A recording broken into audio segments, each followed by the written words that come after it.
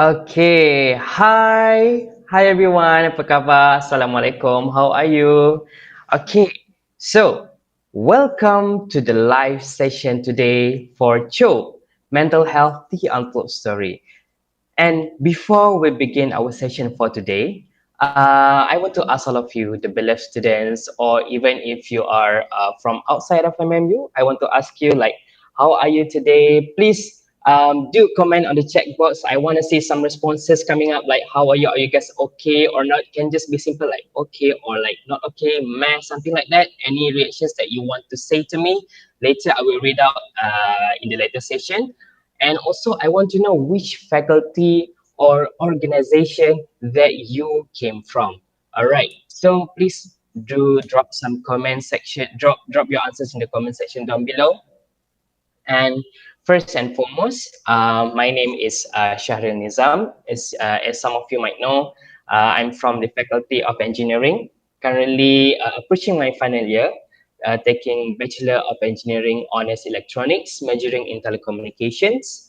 And currently, I am the Clerks and Societies Management Division Officer in the Students Representative Council of MMU Cyberjaya, and I will be your moderator for today's Choke live session. Okay, so maybe a lot of you, or maybe some of you here who doesn't know yet, what is Choke? What does Choke stands for? I mean, like Choke is Choke, but like, what does the meaning, or what are the things that we do behind this Choke team as a whole? Okay, so Choke is a campus community well-being, which is also a content creator that discusses various topics in regards to the multimedia university community. And by when I'm saying it is community, it does not only related to students, but we also do some contents for MMU staff, even for we does not ignore the international students as well.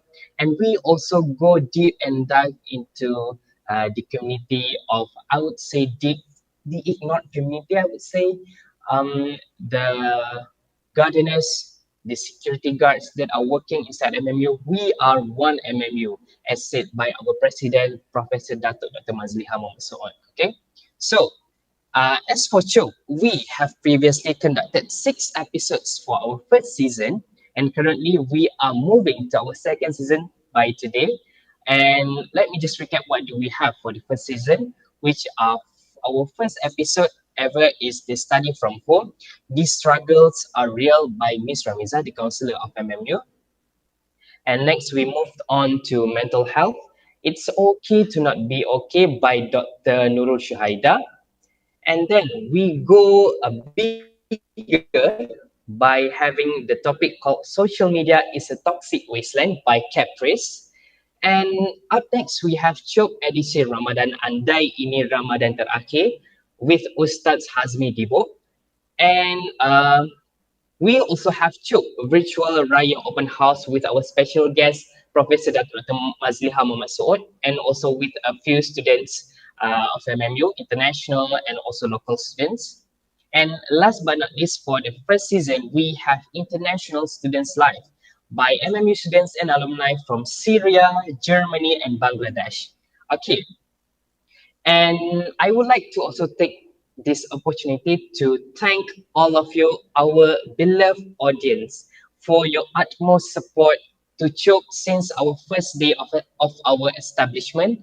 We are currently working on, and we will promise to bring you a better content as the time goes by, and to have the contents that are related to current issues that we are facing together in this world. All right. Well, if you are having problems watching us right now on either YouTube or Facebook, you can simply alternate between those two platforms. For your information, we are now live in Facebook page of MMU Malaysia TV, as well as the YouTube channel of MMU Malaysia TV as well. I'm so sorry. For Facebook, it is Multimedia University official, okay?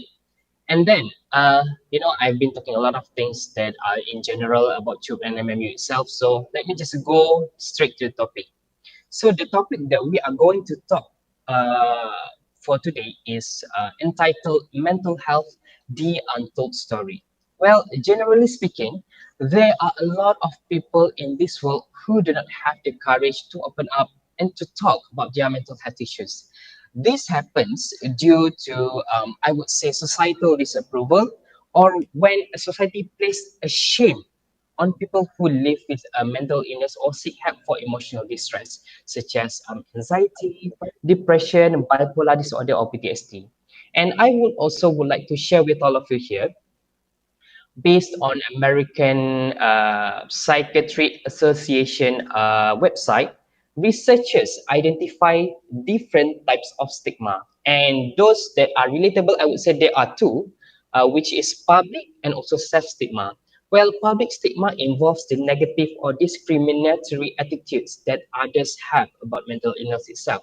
Meanwhile, self-stigma refers to the negative attitudes, including the internalized shame that people with mental illness have about their own condition.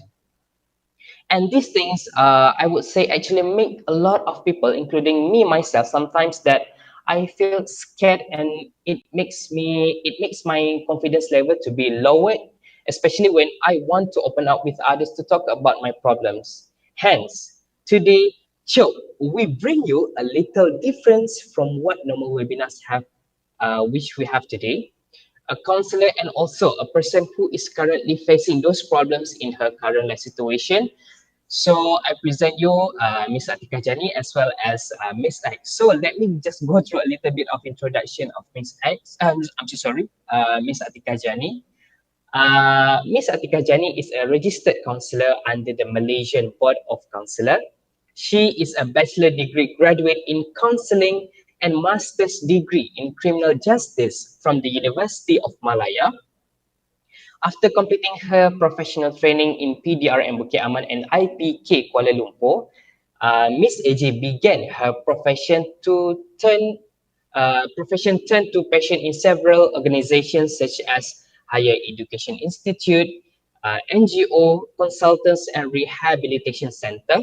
She is also an active speaker and a mental health advocate, experienced in establishing strategic rapport and collaborations with various agencies and stakeholders for society mental health awareness and education. So, hi, Miss AJ, how are you today? Hi, Shahriar. Alhamdulillah, I'm fine. How are you? Yes, I'm also fine, Alhamdulillah. Thank you for asking me. All right. So, next we will be moving on to Miss X. Well, um, I would like to be frank with all of you, yeah. So actually, I got nothing much that nothing much that I've been gotten from Miss X when I asked her about what her profile, so that I can share it to you guys. Okay, but the things that she shared to me is that she is a person who struggles in her life, especially in her problems in regards to her relationship, family, as well as her career lah. And before we begin with our talk for today, to all of our audience today in the Facebook and also YouTube, you guys can head to the QR code that we have here, down here, I think. Yeah, the Slido QR code for you to ask the question, because it will be anonymously, you can put your questions there and it will remain anonymous. Or you can also go to www.sli.do, www.sli.do, and you can key in the hashtag of TUS. Okay, TUS, well, it stands for the Untold Story. So in short, it's TUS. Or you can simply also ask the questions to our speakers by commenting in the comment section. I think on Facebook you might have it on down or right side. Maybe we are using different device, but I think like on the right or the bottom down below, you can have the questions to our speakers by simply typing on that. But your identity is there. But if you want to make it to send your question anonymously, you can go to Slido and we will have your questions from there. Okay. So I think I've been talking a lot. It's almost 15 minutes, I guess. So let me just get through our first speaker. I think just now we have looked at Miss AJ. Now I think we will start with Miss X. So Miss X, as what are the topics that we have today? Can you share with us like what have you experienced so far in your life that affected your mental health? Please share with us. All right, Echo. Thank you, Cheryl.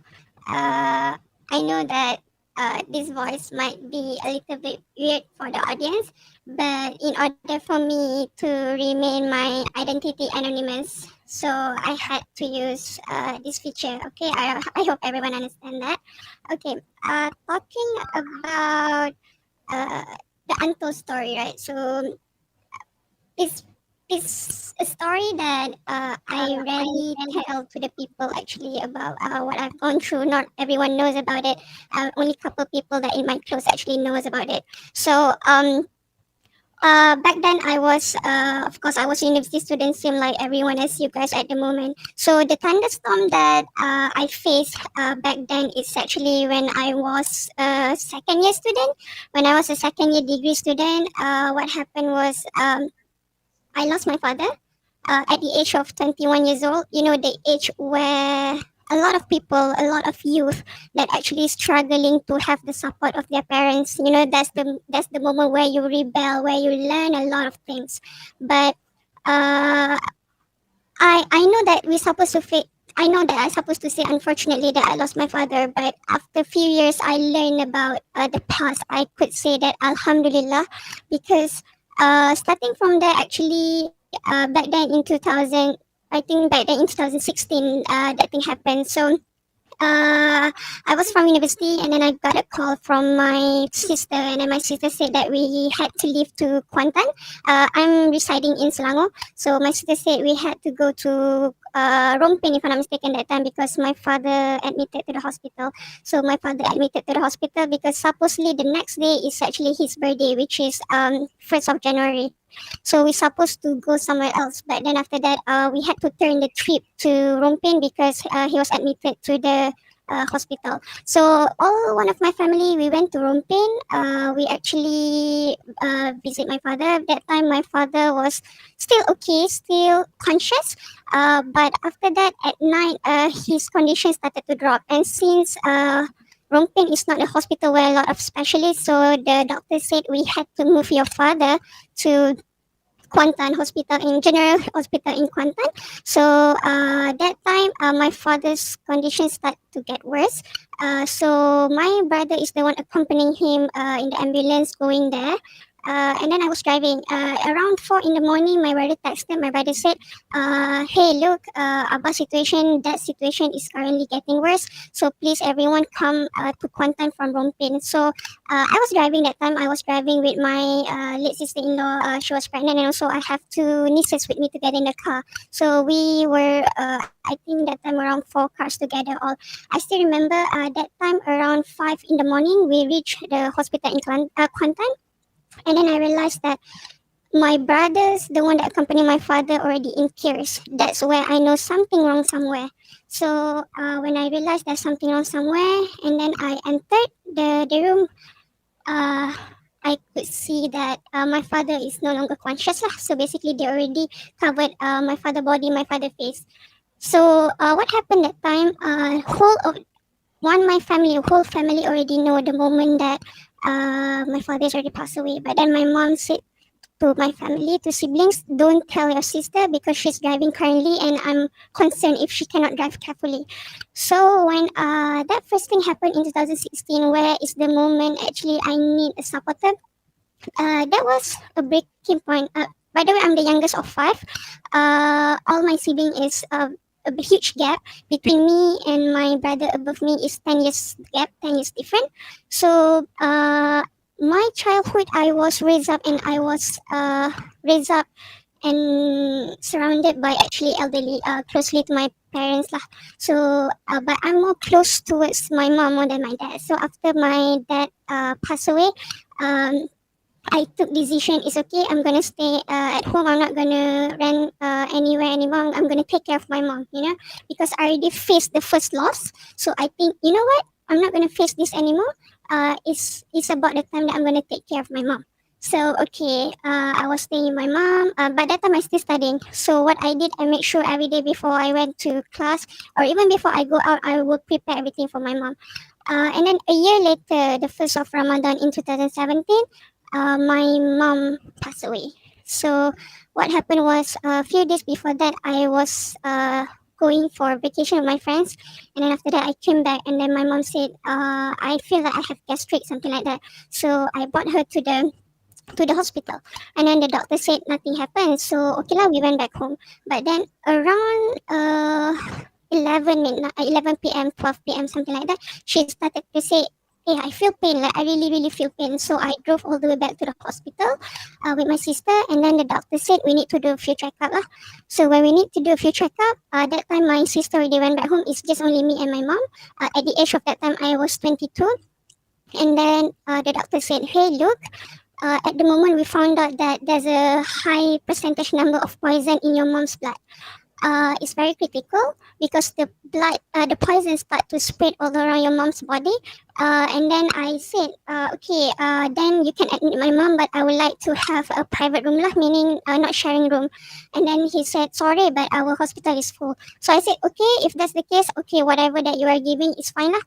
So after that, I accompany my mom, but that time my mom didn't talk a lot lah. I think that time she already feel tired. I believe so. So what happened the next day in the morning? My mom straight away been sent to ICU. Okay, ICU, because a lot of tube, a lot of things going on. And then my sister came. My sister said, okay, you go back, you pack mom's stuff and everything, and then you come back shower. So while I was driving back, there's a thought in my mind like, what if? So when there's a thought of what if, right? I Okay. feel like, you know what? Don't think about it. Just don't think about it. So when I came back to the hospital, the doctor said, the specialist said, we are sorry. We already tried our best, but your mom's condition is getting worse. And that time, at that point of time, my mom is no longer conscious. So I entered the room. It was tearing because I never see my mom in that way. And then, sorry guys, this is a bit Okay, emotional it's for me. okay, it's okay. Yeah, you can just take And your then time after to that, answer that. my sister said, okay, we want to find few other alternative. We want to refer my mom to another government hospital because that time we were actually in a private hospital. So we wanted to go to I think PPUM, but PPUM was full. Sungai Buloh was full. A lot of hospital actually full. So at the end, we could only bring her to Selayang Hospital because my sister said enough with one opinion. We doesn't want to stay with one. We don't want to stay with one, so we bring her to the Selayang Hospital. So we bring her to Selayang Hospital. My sister follow with ambulance. I went back first. I went back home and pick up my stuff and everything. And then I went back to Selayang Hospital, and that time my mom is already in CCU, not ICU. She's already in CCU. She's no longer conscious lah. She's no longer conscious. But then the doctor said tomorrow we need to do. I'm not sure, endoscope or something where they need to check her liver, something like that. So that night I went back home. I went back home with my brother, and then the next morning we need to go there. So when the next morning we need to go there. When I reached the hospital, the first thing first, doctor said, your mom condition is getting worse. The only thing we can do right now is to I don't know the word in English, but we need to kita kena tebuk dia punya leher untuk dapatkan saluran oksigen pernafasan. Okay, we need to Okay. tebuk her tapat. And then my sister asked, what is the complication and what can happen during that time? So the doctor said, if condition getting worse, your mom could just go and end her life within that process. So I would like to request all your family member give your last word or anything to your mom. And then the doctor said, your mom is not conscious, but she can hear whatever you're saying. So when the doctor said that,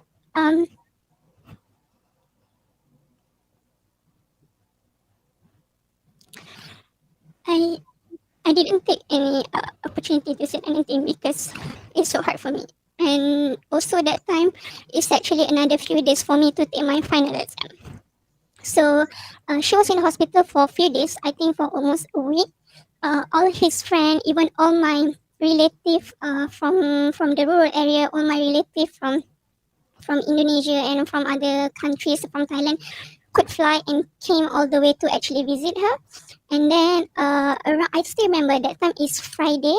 When it's we're looking in perspective of Muslim calendar, Islamic calendar, after Maghrib will be another day.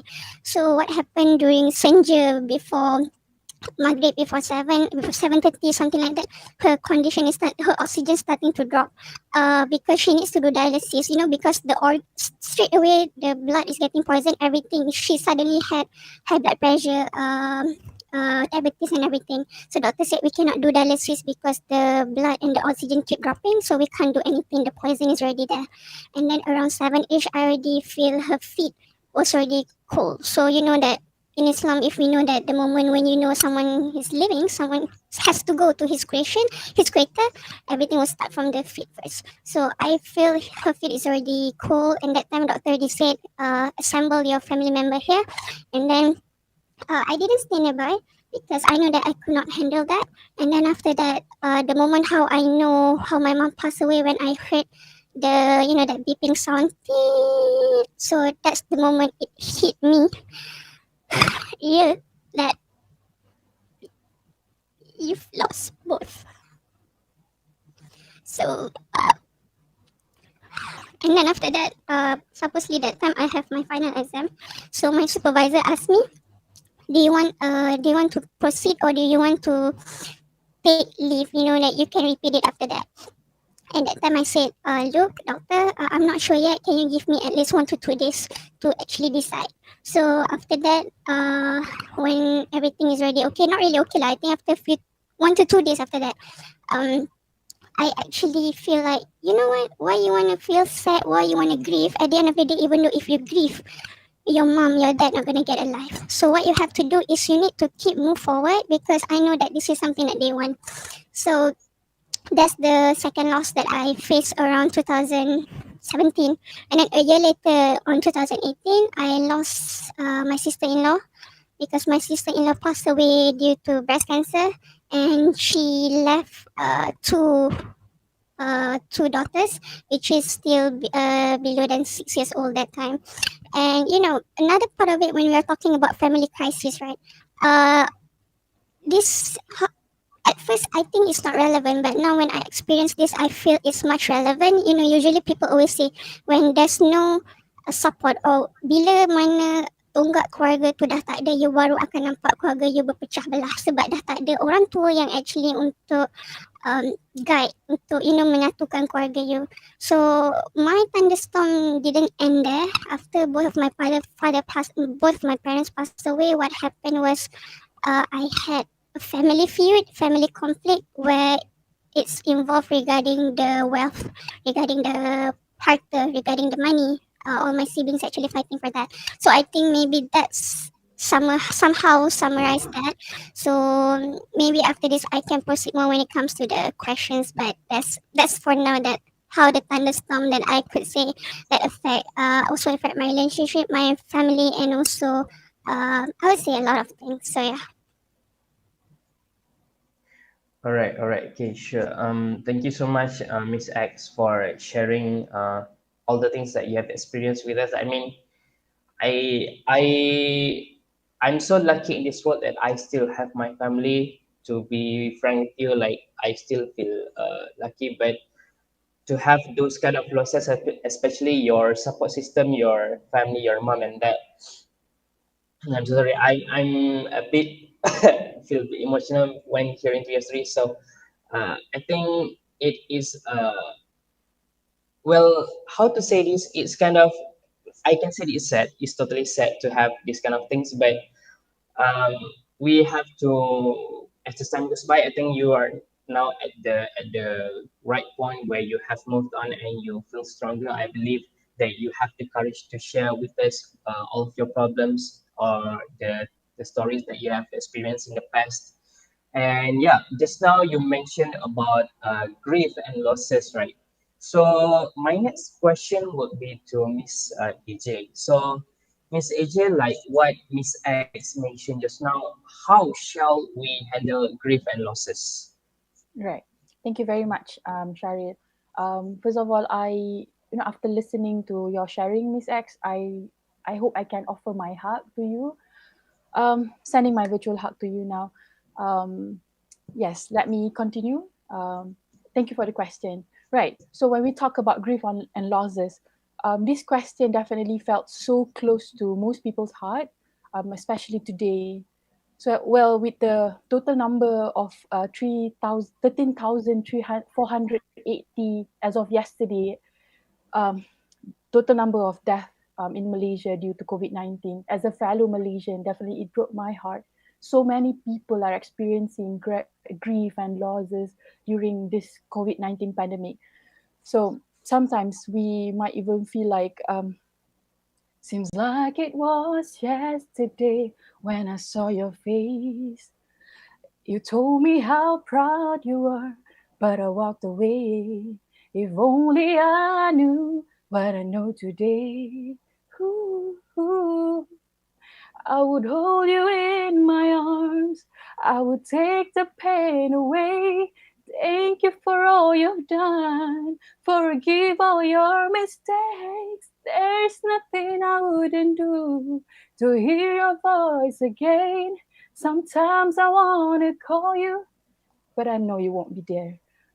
And it's a tough time for most people. Talking about grief and losses, throughout life, we experience many instances of grief and losses. It can be caused by a situation, relationship, or even substance abuse, right? So, children may grieve over divorce. A husband may grieve the death of his wife. A teenager might grieve the ending of a relationship, or you might receive terminal medical news and are grieving your pending death. So back in 1969, Elizabeth Kubler-Ross, a Swiss psychiatrist, so she come up with the 5 common stages of grief, which are popularly referred as DAPDA, which is D stands for denial, A anger, B bargaining, and then D depression. Last but not least, A acceptance. Right. However, throughout the years, many people, criticize over the model come up by this Kubler-Ross. However, many people studying her model mistakenly believe that there is a specific order when it comes to this. However, not it's not the same for everyone, right? Some people might experience all of that. Some people might just go through 2 stages, 3 stages, and it is now more readily known that these 5 stages of grief are most commonly observed and experienced by the grieving population, right? So let me share the first one when it comes to denial. So this might happen when someone, in this process of grieving. So denial is actually a stage that can initially help you survive the loss. You might think life made no sense, has no meaning, and it is too overwhelming for you. And you started to deny the news, and in fact, you go numb, right? And then denial actually aids in pacing your feelings of grief. Instead of becoming completely overwhelmed with grief, we deny it, we do not accept it, and we stagger its full impact towards us, right? And at this point of time, those feelings that you were once suppressing are coming to the surface, which next led you towards the next stage, which is anger. So once you start to live in actual reality again and not in preferable reality, anger might start to set in, right? So this is a common stage to think about, like, why me, and life is not fair, how something like this could happen to me, right? And then researcher and mental health professionals agree that anger is necessary, in stage of grief. Why? Because the more you truly feel the anger, the more quickly it will disseminate, right? And the more quickly you will heal, because it is not healthy to keep how you feel, to keep or to suppress your feelings, especially anger. Next, moving to bargaining. So when something bad happens in our life, have you ever caught yourself making a deal with God? For example, please God, if you heal my parents, I will strive to be the best kids I can ever be. I will never complain again, right? So this is what we call as bargaining. So in a way, this stage is a false hope. You started to give false hope for yourself. So you might falsely make yourself believe that you can avoid the grief through this type of negotiation, right? And then this is when you started to endure the endless what if statement, like, I wish I had left my house 5 minutes earlier so that I can still meet my loved ones, or I might not get into an accident, that kind of thing. And then next, we're talking about depression. this stage, depression represent the emptiness where we feel when we are living in reality, and we started to realize the person or the situation is gone or over, right? In this stage, you might withdraw from your life, and then you start to feel numb, live in fog, and not want to get up from your bed. The world might seem too much and too overwhelming for you at this point of time, and then you don't want to be around others, you don't feel like talking, you don't feel like doing anything, you started to feel hopelessness. Next, last but not least, we're talking about this stage, which is, it is one of the toughest stage, acceptance. So in this stage, your emotion may be begin a little bit stabilized, and then you re-enter reality back again. So not in the same sense that it is okay that my loved ones died, rather my loved one died, but I am going to be okay. It is definitely a time of adjustment and readjustment. So in this stage, you may lift from your fog, and then you start to engage with your friends again, with the people around, with the environment, and then you might even make new relationship as time goes by, and you understand that your loved one will never be replaced, can never be replaced, but you move, you grow, you evolve into your new reality, right? So it's normal throughout this, while grieving, you cry, having headache, difficulty sleeping, probably having difficulties to eat, or maybe you eat so much, and then you start to worry, having anxiety, frustrations, and so all sorts of kind of emotion that start to arise, and you start to express and let it out. What you can do. So the treatment for grief, usually the prescription of medication and engagement in a therapy or counseling have been the most common methods to treat grief.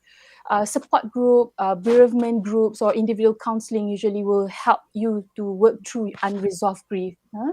And if your loved one is having a hard time coping with grief, please seek treatment from health professionals, from your doctor, mental health provider.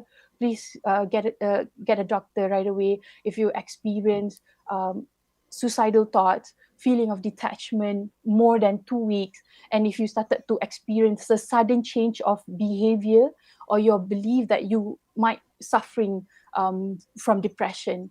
So I hope that I'm able to answer your question, Mr. Sharil, and probably we can discuss more if you have any question.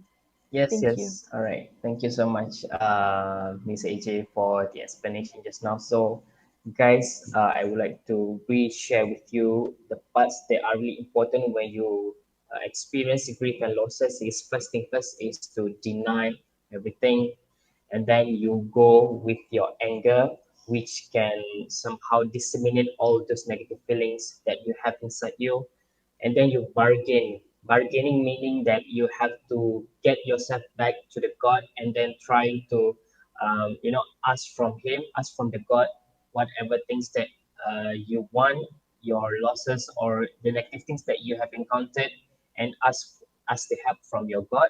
And last but not least is the acceptance. When we are accepting things, it means like we are getting back to the real world, to the real situation that we have to deal as what we have experienced before. We had same as what we have during we have the losses, something like that. Okay, so thank you so much, Mr. AJ, for that. And also, I would like to carry on with the next question to you as well, Mr. AJ. Um, Mm-hmm. how can one how to move on and stop feeling as we are the most unfortunate person in this world and no one is currently understanding. So yeah. Right.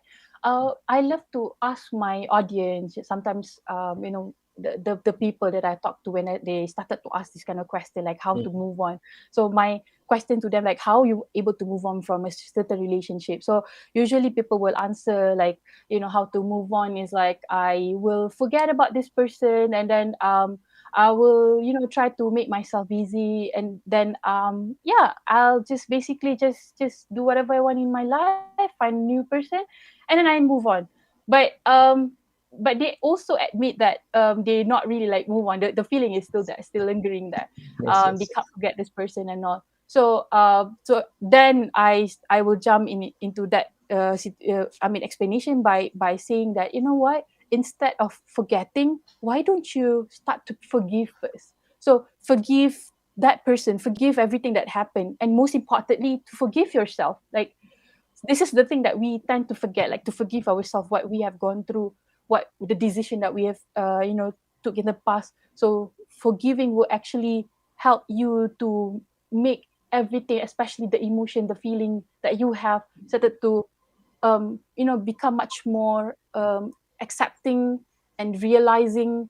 Then you can slowly forgetting without you realizing, because the feeling wasn't like that big, because you started to forgive, right? And then how to stop feeling as if we are the most unfortunate person in this world, which no one able to understand us. This is what I also call or interpreted as a critical inner voice or negative self-talk, right? Um, it is actually something that exists in all of us. It reminds us constantly that we aren't good enough, we don't deserve what we want, what we need, what we love. And this critical inner voice tends to be louder and meaner in some of us rather than in others. Why? And also because self-talk is actually an internal dialogue. It's influenced by your subconscious mind, and it reveals your thoughts, beliefs, questions, and ideas. Um, it depends on your background, your upbringing, maybe the way how your parents taught you. But for most of us, we tend to have this negative self-talk or critical inner voice due to, every time when something bad happened, incident, something you totally didn't expect. The first thing first that will come out into your mind that it is a negative experience. So it is common and normal when you started to think about something negative first instead of becoming so positive. Because to have that positivity, it is something that you have to build and learn how to be or how to do it. Like for example, when something happens, when someone says something bad toward you, then you come up with, oh, okay, it's okay. I'm not that bad. Like I'm good. I'm fine. I'm intelligent. It's not easy for you to do that because it is not something that you've been practicing. It's not something that comes from within, especially when you don't really realize it, right? So self-talk can be both negative and positive. Actually, you have to realize this, and it can be encouraging and it can be distressing, right? So it's the matter how you practice and how you learn how to do all this, like this self-talk, this critical inner voice, this inner voice. Much of your self-talk depends on your personality, right? And the opposite of generally true, it tend to be pessimist. Okay. Chances are that this is this destructive voice where we are hearing every time we tell ourselves like nobody likes us. It's also a voice that instructs us to avoid situation where we would get to know people. It shuts it up in social situation. For example, it makes us nervous, right? Well, if no one able to understand you, my question to you: do you understand yourself enough? Or are you still in the battle of accepting yourself that you are enough? Okay, so let's talk a little bit about self-esteem, because this is definitely it's related, because I mentioned, as I mentioned earlier, it's related to your personality as well. It's you. So an individual with high self-esteem will tend to see the positive side of life and situation. So if they get stuck in life, they will learn from it and they will bounce back. However, individuals with lower self-esteem, they will start to exhibit several patterns, such as the first, imposter syndrome. They wear masks, tend to be perfect, showing the good side of themselves. And then number two, rebellion, which this person always against the law, like you don't know anything, like I know everything, I'm better than you. And last but not least, victimhood. They tend to blame others. They start to use all this play the victim card every time. So this might sound like, oh, this person sounds like it's a powerful. I mean, they has a powerful and strong character, right? Like how come they feel like low self esteem? This is the thing, they are just wearing a mask. It's not their true colors. It's basically like when it comes to inside, nothing, like zero. So if you have this pattern, probably you want to look into it and then started to ask yourself, like, what is my true color? Like, who am I? Like, in order for you to build yourself, so that that critical inner voice or negative self-talk will no longer affecting you as much, right? So how to overcome this critical inner voice? So I would like to share some tips. So the first thing first, you have to identify the negative self-talk traps. Sometimes the word that we are using, is it really necessary and is it really helpful? Like, try to ask yourself that question, try to identify, because sometimes this self-talk can be just a trap for yourself and you're going to be stuck in that pace for place for a very long time, and we don't want that to happen, right? So I identify. Number two, check in with your feeling. Like, how do you feel actually? Am I like really feeling lonely, or it's just me and I'm feeling bored, you know? So you have to ask yourself, what is your feeling at that point of time?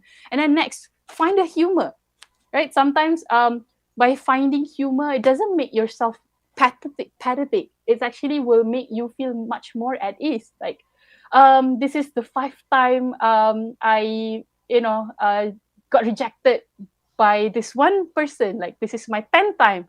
So yeah, I just broke my own personal record, you know, that kind of thing. So I know Okay. it's not funny, but I tried. Okay, all right. And then Okay. surround yourself with positive people, because this will definitely give you energy, the positivity as well. And then last but not least, give yourself constant positive affirmation. Like, every morning when you look yourself in the mirror, like, good morning, beautiful, like, hey, I look good today. Like, even though this might sound small and funny, but actually when you started to do it constantly, you will start to feel it. So I hope that I answer your question, Mr. Sharil. All right, there are a lot of things that have been shared by Miss AJ. Definitely, it really answers the question that I've given just now. So, basically, we at first we should forgive ourselves for whatever things that we have done, because we are humans. Humans did mistakes. So, the best thing is to forgive ourselves for what we have done, and then identify the negative self-talk.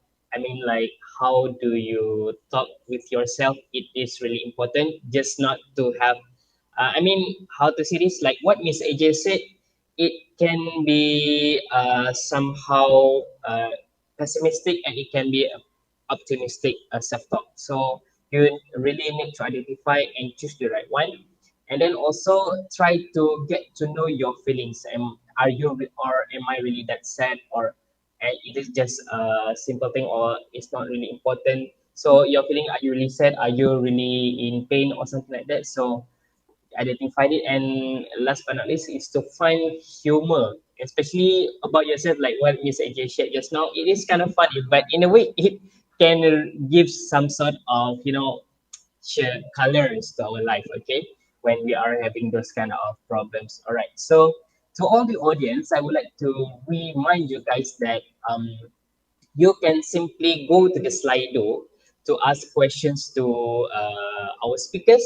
And if you think that being anonymous is not really important to have to ask the question, but if you think your question is a bit personal, you can go to Slido and have your question to be displayed anonymously, or you can simply comment, put your question in the comment section down below, or in the side sidebar or something like that, and then I will ask the question to our speaker. All right. And then next, I think we were good to move to Miss X back. Just now we have the sharing from Miss Agi. Thank you so much. And then now we are moving to Miss X. So Miss X, personally, I would like to ask you, have you yourself done any self harm to yourself when you were in depression? Okay. Yeah. Yes. I'm not saying that yes, of course, but why it happened or why it led for me to do self harming is because at first, just now, Miss AJ mentioned about acceptance, right? So of course, at the first stage, I couldn't accept. It's like I always question God. It's like, God, why are you testing me in this way? Don't you know that I'm actually in 21, 22? Why actually you are doing that? I'm at the age like where I need people support and everything, right? And after that, I even like not blaming. I would say blaming. I'm like, why? there are a lot of people. There are a lot of people around me, my friends, who didn't even appreciate their parents. Why is not them? Why is it me? Seeing that they don't really appreciate their parents, why is it me? So because I cannot accept that, and because after I lost both of my parents, I feel like no one care about me. So that point of time, I had the syndrome. I would say that I would like to have attention, because I always have this from another side of my mind. It's like, um hey, you guys, don't you guys know that I'm already very in the sympathy situation, that I lost both of my parents. Why can't you guys give attention to me?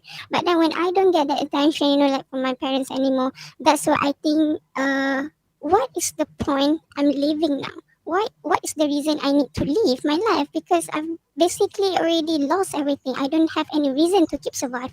So even though that time, if I was driving or anything, it's always triggered my mind to a point that, hey, you already lost someone. I always cry, even though I would go for long driving, something like that. So it's because I don't want to face this anymore. I don't want to feel unfortunate. That's the point I decided to do self harming. At first, I took a lot of sleeping pill, because I cannot survive anymore to be awake, because my mind always think about how unfortunate I am, how unfortunate, and all this is very negative. And also, there's another voice inside my mind. So I took decision. Okay, I just want to take sleeping pills, and I took lots and dozens of sleeping pills until actually I was admitted into the hospital. And then after that, I thought I already okay. I thought I already cured. But after that, what I did was, I did self harming. I basically try to take my own life with knife on my arm. So until now, I have scar on it. So every time I look at it, I'm not sure should I feel regret or anything. I know that I should feel regret, but at the end of the day, I feel hate towards myself when I see that scar on my arm. When I did self harming, by that time I was in my friend's house. So when I was in my friend's house at night, I think like, I cannot take this anymore. So I did scratch, and it's quite deep cut, I would say. And that point of time, I was not conscious anymore. So luckily my friend entered the room, and he found me on the floor already with blood and everything. So he brought me actually to the hospital. So yes, I did self-harming because I thought there's no reason for me to live anymore. All right. Okay. Well, that's the answer, guys. She also did the self harming by doing all those things until the blood came out and it reaches the floor, which is, I would say, really scary.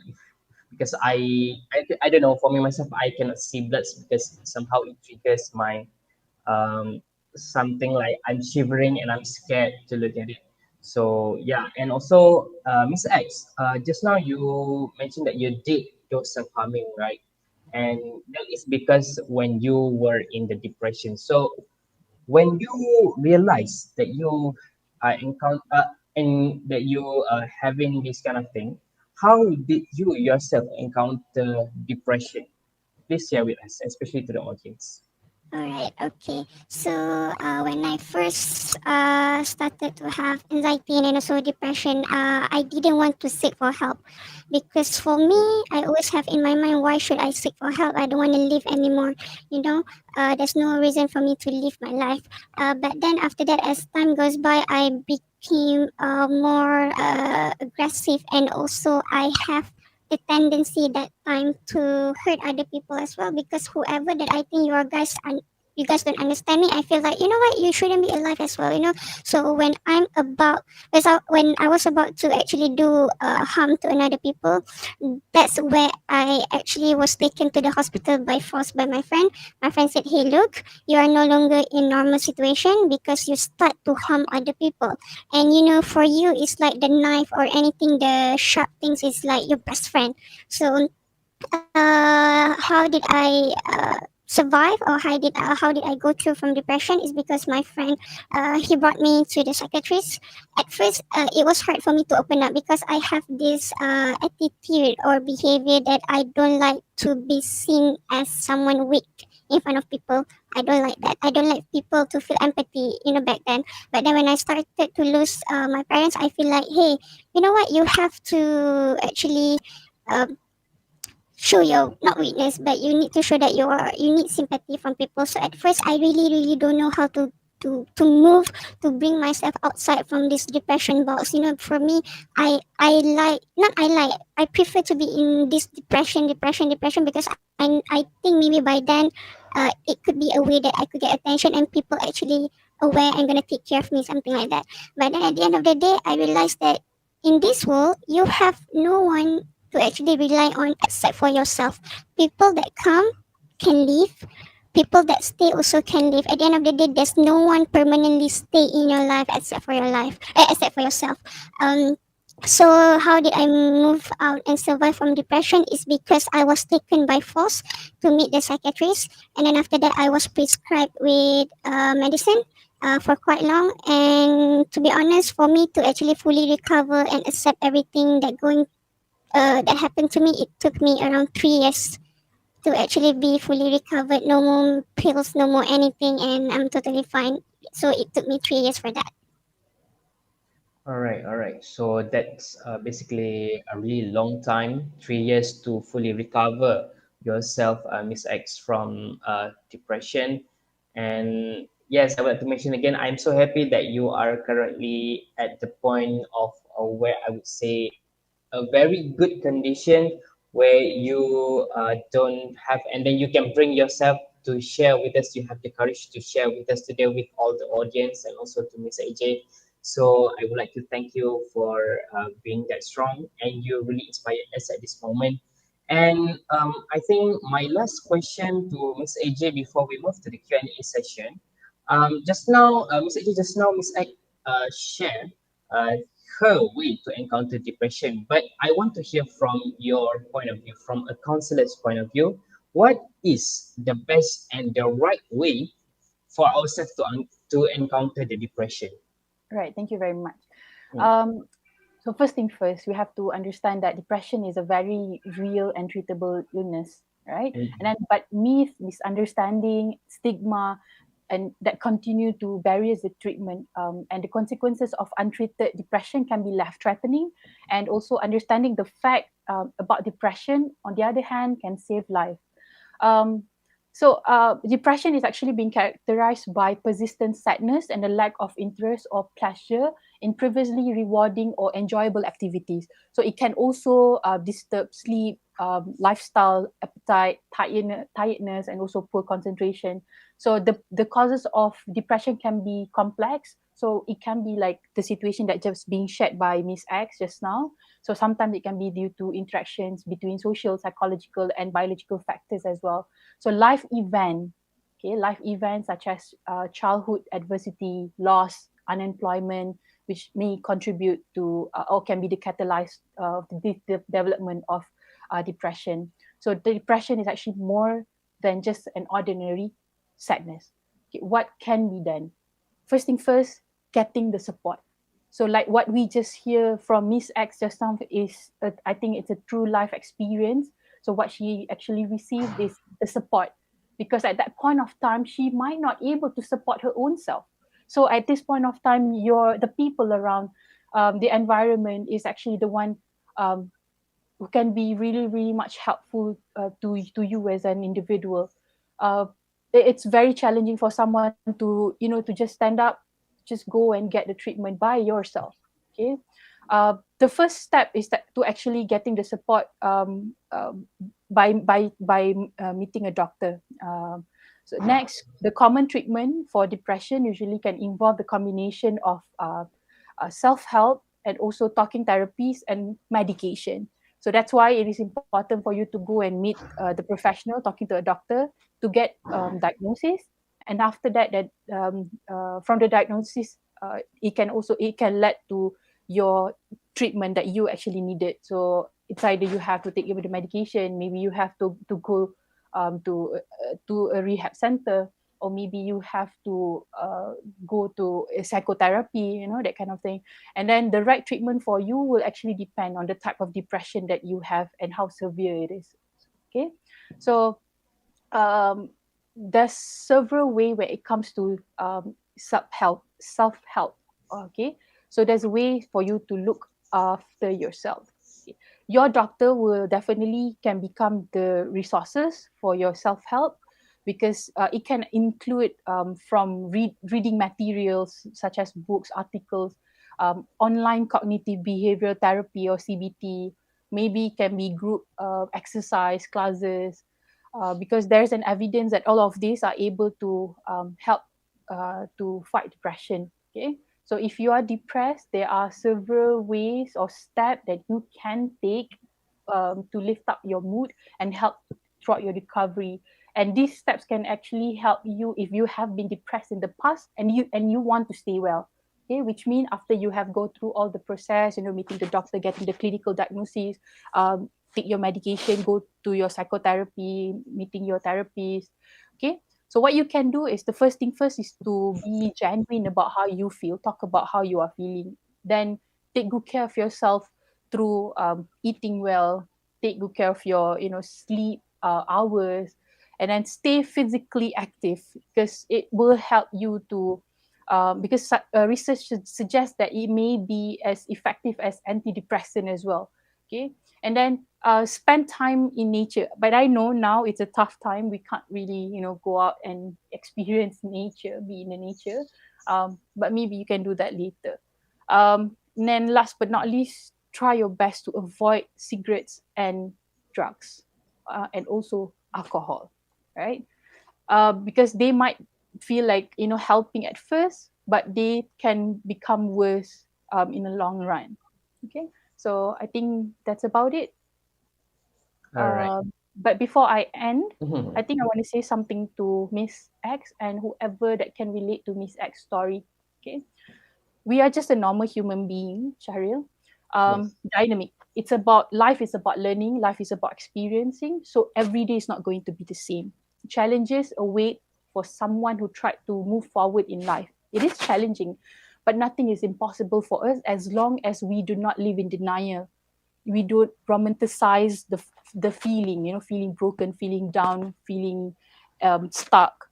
Take your time as long as you want, but as long as you don't leave that in that denial or romanticizing that feeling. And remember that yourself is waiting for you. Do not forget to give yourself love, care, attention, and fight for your own self. You will be living with yourself forever. Hence, do not forget yourself. In a world of 7.1 billion people, there is only one you. So take care of you, because the world needs you. Thank you.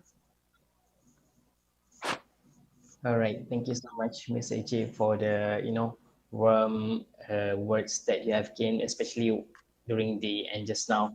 It is really, I mean, it triggers my, I mean, it is an eye opening. It is an eye opener for every of us to stay and take good care of ourselves. So yeah, like what Miss AJ said, there are several things, including getting the supports and especially to look after yourself and like to stay physically active because it is when you go outside and do some activities, physical activities, it can be considered as an antidepressant and the most important thing is to avoid cigarettes, drugs, and alcohol because those are things that well, like Miss AJ said just now, I would like to remind you guys back like it is a good thing that I mean, you will feel good in a short period, but in the long run, it will damage you slowly.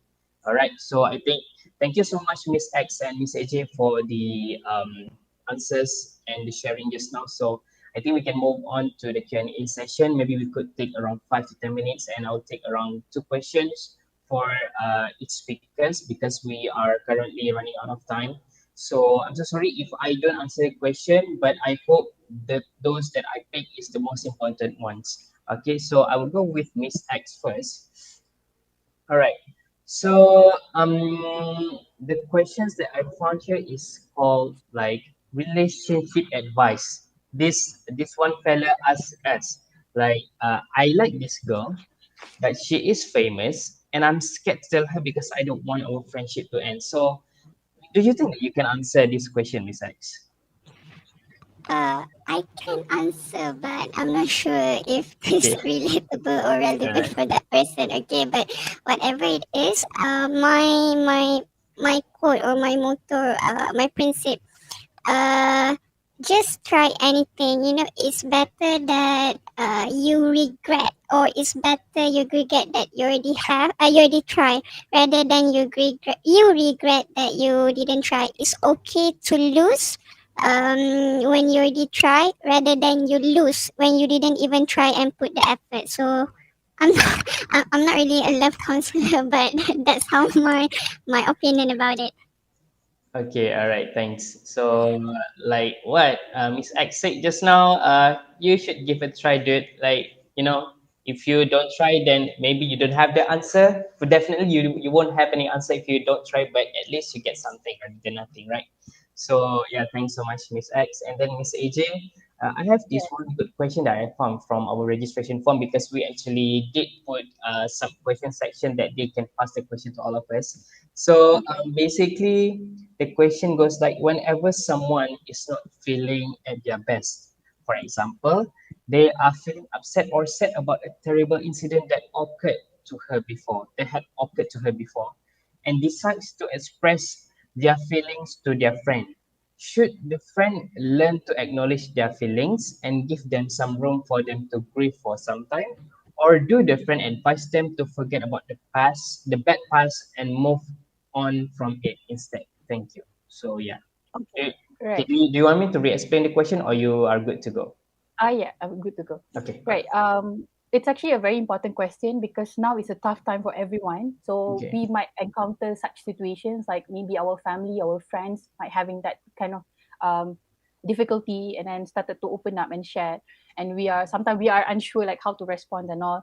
So what you can actually do is to genuinely listen to that person. Listening is not a small thing, it's actually a big thing. So please just listen to that person. Sometimes people tend to think about whether or not they should propose any advice or method or ways in order for them to help that person. Um, but if you are sure of what you were about to say, then it's fine. But if you are unable to come up with any suggestion, it's okay. It's definitely okay because by you listening, hearing like each and every point, that person while they are talking, they can actually started to construct their own thinking, like whatever they are saying. Sometimes while talking they will started to get some idea, and then they will started to feel at ease and comfortable, then they are good to go. So listening is actually, there's a huge power behind it. And even when it comes to, for example, even in counseling, we don't advise, counselor can't advise our client. So usually we just listen. So the process in counseling, for example, so we will listen and identify what is the issue, and then together we explore. Like when it comes to explore, like we will definitely will ask further about the whole situation and then what can be done. Um, so everything will just actually come up with from that person instead of coming from us, because this person is actually the one who going to go through everything by themselves. It's not you. You're not going to be there, with them, uh, unless you are part of the issue and the situation. That's a whole different situation, right? So genuinely listen to them. That will actually help them so much. Um, yeah, I think that's about it. I hope all I right. answered the question. Yes, yes. I also hope that that answers the question that was given by our registrants. So yeah, next question I will pass back to Miss X. Just now, you said, I mean that we right now we acknowledge that you have currently be a strong woman in your life. So this question goes like, what motivates you yourself to move on with your life? Okay, what Mm-hmm. motivates me? Um, I need to refresh back how actually I got the motivation, right? Okay, so basically what motivate me is because after I can accept, that's where I can start to see the rainbow. I start can to see the nice thing. There's no more thunderstorm and everything. So I was thinking that time there must be a reason why I faced these losses, why I lost three beloved people in my life. What actually God wanna give me? He's not, God is not cruel. God is not that bad. Sometimes, not sometimes, He always tests you because He knows that you're capable to take it. So at the end of the day, I try to reflect what actually He wanted to give me. So after that, I did some self reflection, and then I realized at the end of the day, there must be some value that why it's me. So after 3 years, when already I could accept, I could see that my friend who after that facing that losses or whatever, they always come back to me and ask like, hey, how did you cope up last time? How did it become like this, like this? How can you take it? So at the end of the day, I think my motivation is when I start to accept already, I know that at the end of the day, for sure, my parents doesn't want to see me grieve, doesn't want to see me as a failure of everything. So I switch that negativity, that keep blaming people or whatever, as something that I truly found out that actually the reason why I'm being tested in this way is actually for me to give value to other people. And to be honest, when I started that I could help other people, it doesn't matter in any way, either financial, either spiritual or whatever, it's actually give me that kind of good satisfaction. For me, I think at the end of the day, when there's people actually pray for me, then when there's people that actually I can help, can give that assistance that don't be like me, that's actually motivate me to be stronger, because I know at the end of the day I can give this value to people, and that must be a reason why I'm the chosen one. So at the end of the day, once you already accept, you need to switch that negative mindset to become positive, because like the sky is not always dark. There's always thunder. So at the end of the day, there's always a learning at the back of it. It's either you choose to see the darkness or you choose to see something beautiful. At the end of the day, you are the one coloring your life. You are the one damaging and ruin your life with your own hands. So which one that actually you choosing to use your hand for? Okay, all right. Thank you so much, Miss X, for the answer. And we also this question goes to Miss AJ, but I think Miss AJ, I think I found two questions that is really important. So these two questions will be the last question for us for today for the Q&A session. Right, So right. from my friend Yusri, he asked Mm-hmm. like how to actually cure my sudden changes in mood. Okay. Okay. So the Sudden. question goes as simple as that. I think sudden changes in behavior, that is what he means. Okay. Okay. All right. So either mood, either behavior, or maybe sometimes it can be even personality. Mm-hmm. It depends on the situation. Usually, I will started by asking is there any trigger? Is there anything that been happening in your life at that point of time when it happens? Sometimes probably because of the feeling of burnout, for example. So we started to feel different, like something is off about ourselves, something is, how to say, unsettling about it. So it will definitely make you ponder, make you think about, okay, what happened to me? Okay, how can we handle, like, okay. So let me share uh, something with all of you. Wait 1 second. Right. Okay. Okay. So sometimes changes that affecting a person, for example, it affect your emotion, it affect your behavior. It can be due to many factors. It can be due to burnout, due to stress, due to maybe you just uh, due to boredom, maybe losing someone that is important in your life. Any changes that happens will make you change as well. Okay, so it can be work related, it can be lifestyle related, it can be personality related, environmental, and so many other reasons. So what can be done by this person, you can check if there is any physical sign or symptom. Okay, so let's start with the first one, so the physical symptom. So you started to discover whether or not there's any habit changes. Is there anything which related to your immunity, which started to decrease, and you started to feel tired, or maybe you started to feel sickness, which I include which I combine this as HITS, hits. Okay, so check your physical. Number two, emotional sign. Okay, so the emotional sign that you can check, which is I made a word which is fed up. Fed up stands for F, failure. Started to feel like a failure, and then you started to feel like helpless, or maybe are you feeling alone? Are you demotivated? And then are you unsatisfied? Next, check the behavioral, which is I made the word as swap. Swap stands for as are you started to use any substance, or maybe is there any withdrawal from your responsibility? And then next, you started to alienate it, or withdraw yourself from an environment. And then last but not least, started to procrastinate. So what can be done from your side is, first thing first, do this 3R. What is 3R? Started to recognize.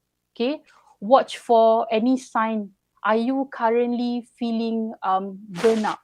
Okay, why I say burnout? Because just now when you started to mention about mood, maybe it can be related to depression, which is, this is something, if it's you started to discover this, please go ahead and get a clinical diagnosis. But if it's just something that not, it's not depression, but something that affecting your mood, sometimes can be up and down, maybe due to a certain situation, and it affect your behavioral, especially when you're talking about now. So I can't put this situation as far from this term, which is this burnout. You started to feel the lesser upaya, okay? And then start to reverse, undo the damages, by seeking for support. Started to manage your stress. And last but not least, try to be resilient, which is build up your resilience by take care of your physical and emotional. This is something that people tend to forget, okay? And then how to deal with this sudden changes of your mood and then your behavior.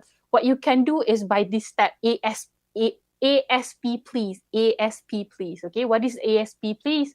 A stands for assistance, seek for help. S stands for C, try to change the way you see things, try to reframe how you look at things, your situation. And then P stands for priority, start to reevaluate what is the priority. Maybe it's too much for you to handle, so try your very best to construct put everything reorganize back. So ASP, please stand for P, physical, take good care of your physical. PL, physical. E stand for eat. Maybe you have to take good care of the food that you eat. Okay, start to eat mindfully. And then A, avoid substance. S stand for sleep. Maybe you have to improve your sleeping pattern, get an optimum hours of sleeping. Last but not least, don't forget to exercise. Start to move around, do activity. So ASP, please. If you ask me whether it's normal or not, now it's a tough time for everyone when it comes to something related to their work, something related to their familial or relationship issues, maybe something related to online learning. It's a lot for everyone because today is a time of uncertainties. Every day is about something that you can't expect what gonna happen to the next day. Even what gonna happen 1 hour from now, you can never expect it. And it's a tough time. So it's okay. Take your time, and if you are able to do all this, like using the 3R approach, using this ASP please approach, it can help you to regulate your emotion. It can make you feel at least calm a little bit. Try to practice instead of exercising, vigorous exercising, whatever. You can also practice breathing exercise as well. So these are the things that can be done. I think not just all of you, but also me myself. I can also practice this. I keep on reminding myself every time I say all this. And hopefully you can overcome the current challenges that you are facing now, either your mood, your emotion, your behavior, or anything. So hopefully this helped. Thank you very much.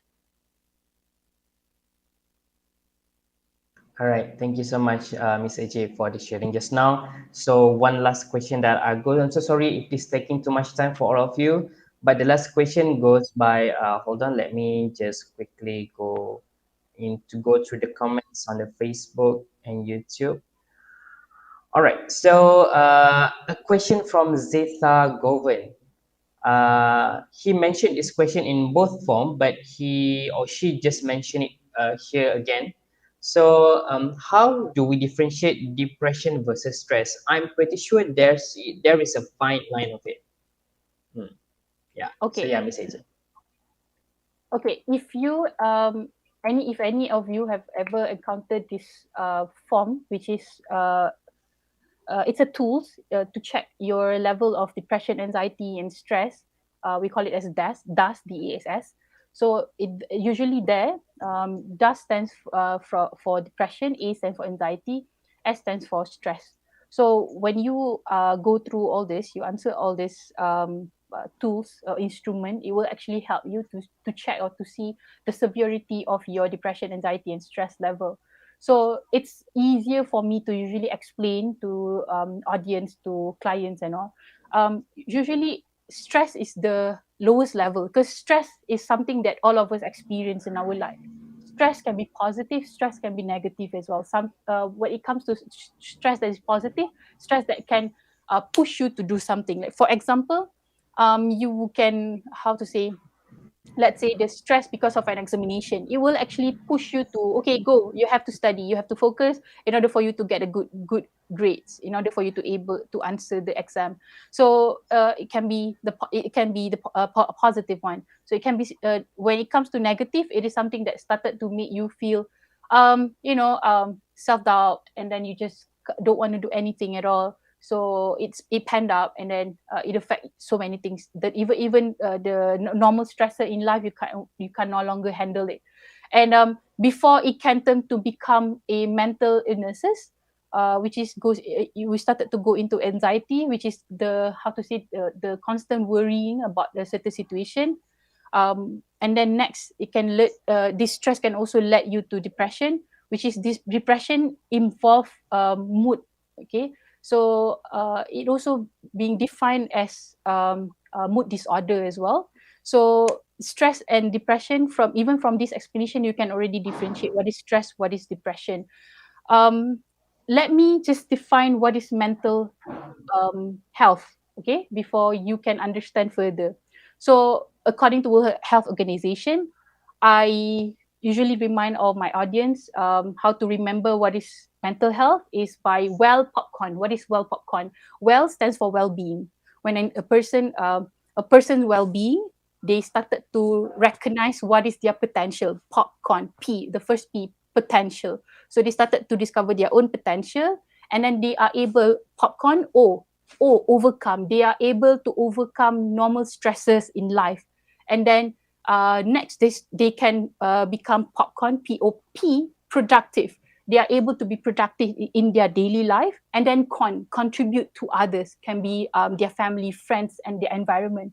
So when you are able to do all this, the well-being, able to discover your own potential, overcome normal stressor, become productive, and last but not least, contribute to other people. This is the state where your mental health is in a good condition, right? However, when and remember, from the definition, you can hear that what I'm saying just now, normal stressor, able to overcome normal stressor. So stress, the normal stress that you are facing in your daily life, you can overcome. But the moment you are unable to do so, so even the normal stressor, maybe handling your child who are crying, or handling the normal stressor that you usually face during your examination or whatever. So the moment you are unable to handle that anymore, so your mental health is actually affected. So before, when this situation can to become mental illnesses, this is where and when you can no longer handle yourself, your mental health is no longer there, and then you started to think that, oh, okay, something is off, I can no longer handle myself. And this is the time when you have to go to meet the doctor, get a clinical diagnosis. So the moment that is out of your control anymore, even that if there's a bit, you started to feel something is off, this is when maybe depression kicks in. Maybe this is the time that you need a professional to help, because you can no longer handle. So I hope that you are able to understand this, from the definition, from the how to say, the trait or the situation itself that I just explained. Thank you very much. All right, thank you so much, Miss AJ, for the explanation. I hope Zita, you really understand of what Miss AJ said just now regarding depression versus stress. Okay, that's actually fine with me. All right. So basically, we have reached at the end of our mental health, the Untold Story live webinar today. So basically, I would like to again thank you to would like to say thanks to Miss AJ and Miss X for having your time with us today. I do really appreciate your time, both of you, for being with us. And also to all the audience, I would like to promote some event, an event called Vibing with Yas, YAS. It is going to be happen next week on Saturday. We will be having another session. This is a special session with the trio of Week of Emotion and Networking. Me, myself, and my other two friends, Atika or Ika, as well as Yusri, we will be entertaining you guys, and we will be sharing a lot of things with all of you on during the night session. So yeah, do register now. If you can see on the QR code, scan it quickly, and then you can register to Vibing with Yes. And see you on 28th of August 2021 at 8:30 p.m. All right. So with that being said, we reach towards the end of our event for today. So again, one last time, I would like to say thank you to Miss Atika Zani as well as Miss X for having your time with us, and would like to see you again for the next episode of Chope. So Chope and bye bye. See you.